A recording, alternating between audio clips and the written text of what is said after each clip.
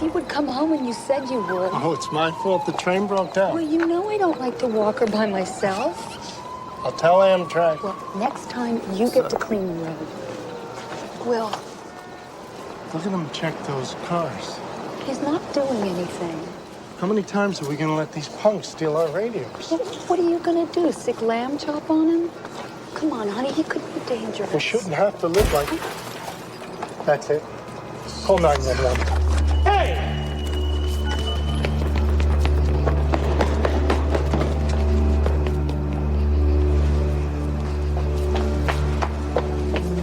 I mean, look at this. Oh, my God. So no ID. Blonde, maybe 35. We ran the plates, cars registered to Dobson Enterprises, whatever that is. How bad was she? Alive, barely. Paramedics said a bullet went into her head and didn't come out. That's him, that's the man. Spotted him running across Broadway. 3 blow punks and a Delco in his bag. You know what car radio thieves call this street? Audio warehouse. No gun, though. Well, we'll organize a search from here to Broadway. Yo, why didn't you shoot nobody? There was no shot. Well, maybe you just didn't hear it. No, it was quiet. I would have heard it. Man, the lady was bad when I got here. She break the window, too? Maybe the guy that done it. One of those carjackers. Take a minute. For the radios. First the shooter, then this guy. People were lining up to get to this lady. If she was shot in a safer neighborhood, we wouldn't have found her till tomorrow. Bullet entered 2 inches from the eye, tore through the left frontal lobe, ricocheted off the back of the skull down through the occipital lobe, ended up in the cerebellum. Is there any chance we'll be able to talk to her? She's breathing, but cortical function is limited. On the Glasgow Coma scale, she scores a 4. And that's not good? That lamp would score 3. There's a call for Detective Briscoe. There are also abrasions on her neck. Is that consistent with having a necklace ripped off? I'd say so. What about those bruises there? Old ones. How old? I'm not sure. They were healing. They tracked the owner of the car, Mr. Michael Dobson. Let's go tell him how she saved his radio. Gunpowder residue on the headrest, a half circle, the other half's on her head. So she was shot at close range. Where were the keys? On the floor, there. Like she dropped them when someone stuck a gun in her face. So she's sitting in the car with the door open. Or she opens the door, she gets in, she starts to close the door. Somebody comes along, bang. Why? I don't know. She resisted, his finger slipped. Maybe he's a psycho. Not so psycho he didn't grab the purse, grab her jewelry. Isn't anybody gonna ask me about fingerprints?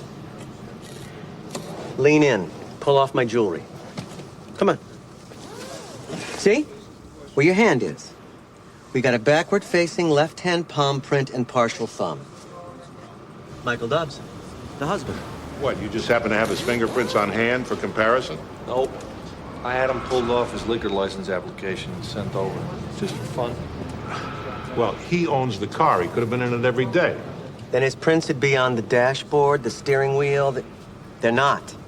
Just this. Now, either the guy did a handstand on the armrest, or he leaned in to pull something out. Doctor said she might not ever wake up, and the bullet's still inside her. Ma'am, I'm going to ask you to be as honest as you can be. How are things going in your sister's marriage? What does that matter? Well, in a case like this, we have to be very thorough. But if it was a mugger... It wasn't a mugger, was it? He hit her. She wanted a divorce, but she was afraid. Afraid of him? He told her he'd fight her for the children. He had some money hidden somewhere. He said he'd spend all of it on the lawyers. He said she was a bad mother because she worked a few hours a week. Nobody loved their children more than Sandy. You ever see him hit her? Well, she never told me, but I knew it. How many times can you accidentally walk into a door? Did you find out who shot my wife? No, but we did find that you've been a little less than honest with us about last night. Excuse me? Well, you told us your wife was working, but you didn't say that she was visiting her sister. What does it matter who she was visiting before she got shot by some scum on the street? Yeah, but you also didn't tell us that your wife wanted a divorce. Her sister tell you that? She's not exactly my biggest fan. Oh, so everything's been perfect between you and Mrs. Dobson, huh? No, everything's normal. This is a marriage, not a Barney the Dinosaur song. We've had our differences. Like about her working? Yes, the children need her at home. Oh, so you thought you'd convince her to stay home by slugging her? You guys got the full party line, didn't you? Yeah. We saw the bruises on your wife's body. You know something? I don't need you to tell me I'm a son of a bitch. Been one for a long time. I like it. The hours are good and there's no heavy lifting. But I happen to be a son of a bitch whose wife was shot by some other son of a bitch. Problems with their marriage, Miss Kincaid.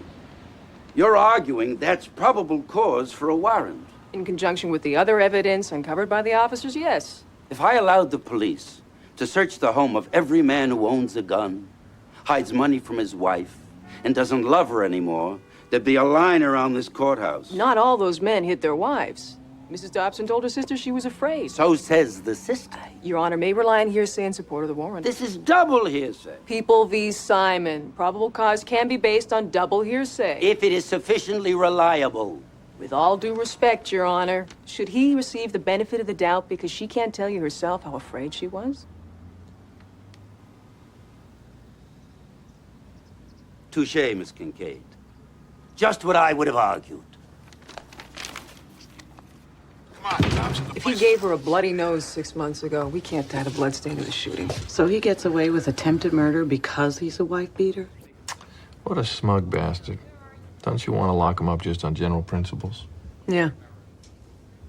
The blood, the prints, no alibi.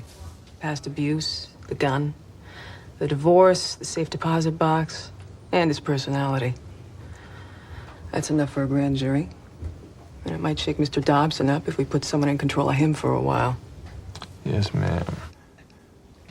Let's go. This is getting monotonous. Michael Dobson, you're under arrest for the attempted murder of Sandra Dobson. You have the right to remain silent. Anything you say can and will be used against you in a court of law. I've seen stronger cases. Hey, if the guy shot her in Times Square at rush hour, we'd have brought you a stronger case. No witnesses? We canvassed that neighborhood 3 times. No one saw Dobson. And we're working on the taxi records now in case he took a cab there from his club. No shell casings? Dobson's gun is an automatic, isn't it? Well, he's no dummy. Maybe he picked it up. Could have picked it up. That'll go over well in cross-examination. You didn't talk to Dobson's daughter? The 7-year-old? The babysitter said that she was upset the night of the shooting. Before the shooting. The babysitter said she had a stomachache, and we had other things to do, like establish Dobson's motive and destroy his alibi. You couldn't go back later and find out why she had a stomachache. You think you know so much about being a cop? Why don't you do the investigating? Are you giving me attitude? My father was a cop for 31 years, and he would never leave a DA twisting with a half-made case and ask him to get an indictment. Give me a break. You could get a ham sandwich indicted. That might be easier. There's meat on a ham sandwich. You're saying that despite the fact your sister never took any step toward getting a divorce, you could tell that she wanted to because she changed her hairstyle? She told me she wanted one. I see, really. Miss O'Brien, aren't you desperate to see Mr. Dobson convicted because you feel guilty? No. Because over his objection, you ordered an operation that led to your sister's death. The doctor said it might relieve the pressure on her brain. The doctors advised you not to have the operation. I couldn't let him get away with it. I see. Now, as for this alleged threat, didn't Mr. Dobson merely ask to be allowed to live in peace with his own children? In peace? What did he do to Jessica to make her lie? Mr. Bryan. In front of the baby, he threatened Sandy Bryan, the same way he that'll be threatened enough. me. They should know. Pick up the pace, Byron. Oh, why? So I can live an extra hour? If you don't mind. Byron, look. Well, he's doing something. What? Look here. Here. Hey! Be careful. A man! He ran that way! He was attacking that woman! I'll take her. This is 22. We got a 1054 on the South Circular. Female down. Suspect on foot.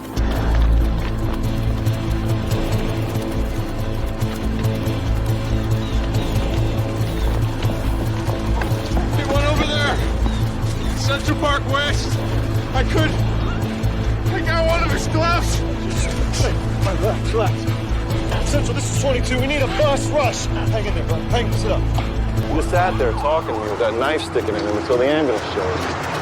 Said the perp hopped the wall of the CPW. Did he get a look at him? Oh, up close and personal. 5'8", dark coat, black hair, Hispanic. He pulled off one of the guy's gloves in the scuffle. It's back for CSU. Heroes. Hey, who is she? Jane Doe, no ID. Just a house key in her sock. Like a wallet would have slowed her down? She don't look good. There's blood all over her head and a bloody rock found on the ground next to her. Rape? No time. He was pulling down her sweats when the Bickersons spotted him. She fell on the rock? It was no accident. He hit her and must have meant to stun her. How is she? Dead. Oops. I own a piece of this joint, you know? I'm in the amusement business. Yeah, right. The feds are after you for gambling and extortion. The DA's onto you for prostitution. And 2 members of the Lopez crew who haven't been seen since they turned state's evidence. Yeah, but raping and killing in the park. Now, we figure that's him, not you. So what do you want to take his weight for, huh? And what are you saying? I know this guy? I'm saying he works for you. We got people who say so. Now, why open up whole new lines of inquiry into your amusements business that you don't need opened up? Listen to me. Worked for me, you understand? Not works for me. I got rid of this crazy Mexican a year ago.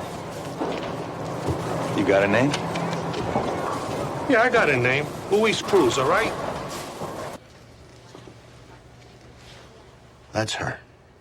You couldn't have been married to this one very long, Dobson. 14 months. Yeah, I guess you cut short the mourning period on your first wife, huh? I never had a chance to mourn her properly, thanks to you and the district attorney. You should have been mourning her for 25 to life. What kind of policies did he have? He used to have them all. Fire and theft, liability, and the partnership policy. Yeah. Tell us about the last one. Well, he and his wife owned the restaurant together. If either one died, the other one got $1 million to keep the business together. Well, it's very common. You said he used to have these policies? Apparently, the restaurant's cash flow wasn't meeting projections. Mr. Dobson let the liability and fire and theft lapse. But he kept the partnership. Yes. I suggested it would be smarter if he kept the other ones instead. You dragged me down here because somebody made a call to my cell phone with a stolen credit card? Thanks for telling me. I'll get a refund on my bill. It was Luis Cruz telling you the job was done. This Luis Cruz, he's the one who murdered my wife? Shouldn't you be chasing him down instead of harassing me? What was the call about? Mr. Dobson doesn't have to tell you anything. Just thought maybe your client would like a chance to clear himself. He did business with Giabone. Cruz worked for Giabone. Cruz killed his wife, and then Cruz called him. So what? So what? If I ever see him, I'll kill him. And wrong. Adam, I want to go for the death penalty. He's a slow-motion serial killer. We still have time before we have to make that decision. Before I have to make that decision. If he goes to jail for the rest of his life, he's not going to kill any more wives. Buy a hitman on the street for $500. Dobson's done that twice now. He's not going to be able to do it again from jail. I don't want to talk about it. You said you didn't kill your wife. If you know somebody that did, You mean Joey Giabone, the mobster? No, the Sugar Plum Fairy. Forget it. you'd rather be convicted? You're preparing the brilliant case against me. What choice do I have? What are you protecting? What could possibly be any worse than what you're facing? Your children. Give that man a cigar. Giabone threatened your children. You people. Almost as painful as being railroaded to the death chamber is watching your mind slowly turn. Then give us a shove. I owed the bastard money. The restaurant turned out to be not such a great idea. He said pay. I said I'd love to, but I can't. He killed my wife. My beautiful, innocent wife. All because of me. Because I sat down with scum like that. And the call from Cruz to you? He said, I just killed your wife. Now you can pay Mr. Jabone. And once you geniuses got involved, there was another call. Keep your mouth shut, or your kids. I've been reflecting. I want to do the right thing. I think it's a little late for that. You want Jabone, don't you? You told us Dobson hired you. Excuse me, but I'd like to keep breathing. Can I have a minute to confer with my client? We can confer right now. They want Jabone, and I can give him to them. If they do the right thing for me. We have a deal in place which you're now telling us you violated by lying. It's void. So let's start over. Jabone's a lot more important than some crazy husband. Man one. The minimum. Then witness protection. Federal. And I tell everything. Cruz came back because somebody called his girlfriend and said he had to pick up his mail. Hello, Mailbox City? I've got a box there and I'm going to be out of town for a while. How long will you hold my mail? Thank you. As long as I pay the bill, forever. That's nice of him. Now, who called Cruz's girlfriend? Hello, I'm calling from Mailbox City with a message for Louise Cruz. No, that wasn't her. And number two? Hello, I'm calling from Mailbox City with a message for Louise Cruz. I don't think so. Okay, number three? Hello, I'm calling from Mailbox City with a message for Louise Cruz. That's her. That's the bitch. You hear me? Hey, bitch? hey, I'm slow on Louise. down, I'm gonna slow get down. you. Hey, hey, come on. I'm on Louise. Bitch, I'm gonna get you. Margaret, he's full of crap. You made 2 phone calls at your boyfriend's request. One was to the killer's girlfriend, the other was to the INS. An anonymous tip to be on the lookout for Louis Cruz. Here are the phone records. You're saying my client had something to do with this? He asked her to make those calls. Isn't that right? Margaret? Why would he do that? Because he knew if Cruz came back, we'd find the money with Joey Jabone's fingerprints. If the money has Jabone's fingerprints... Dobson used some of the money he borrowed from Jabone to pay Cruz. If Cruz is picked up with the money, he would point to somebody else. Somebody else did hire him. Michael didn't do it. You're very trusting. Is that why you used her, Mr. Dobson? He gave you the number of the killer's girlfriend. How did he know that? He knew these people. They were after him. And the fact that the money for the hitman was in that mailbox? How did he know that?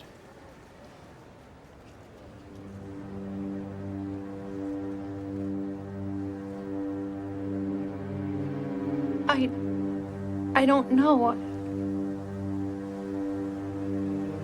Go ahead, Mr. Dobson. Explain it to us. We're all listening.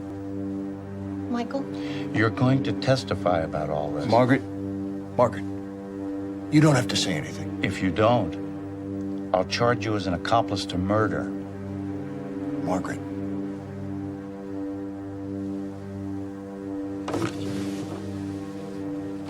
You want to go to prison for him? What is it? Do you really want to be Mrs. Dobson number 3? Here's number 1.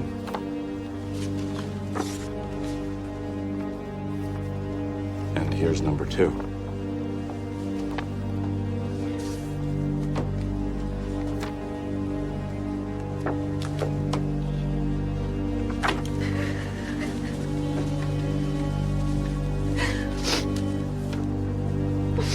And what do you want me to do?